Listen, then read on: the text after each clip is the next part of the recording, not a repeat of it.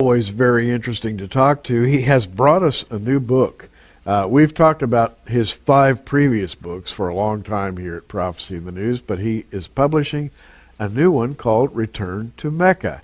And Avi, this book, quite frankly, when I first started to try to absorb it, it puzzled me because who's returning to Mecca? Israel is returning to Mecca. And I thought, wait a minute, why would Israel return to Mecca? And listen to this, because you're going to be interested. I'm just going to turn him loose. Why would Israel return to Mecca? Because God says so. God says in Deuteronomy 11, He says, your borders will go from the Great Sea, the Mediterranean, to the Euphrates River, that's east-west, and from Lebanon in the north, south, to the desert. What's the desert?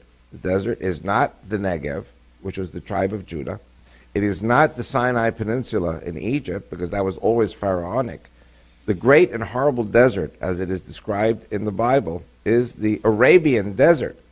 And what this book shows is that the children of Israel spent 38 or almost, close to 40 years in the Arabian desert in their wanderings before they turned north. Deuteronomy 2 verse 2 says, enough being encompassed around this mountain, Mount Sinai, head north to the land of the Amorites. And so that's going to be our new border. And that would have included the areas that now known as Mecca and Medina. Correct.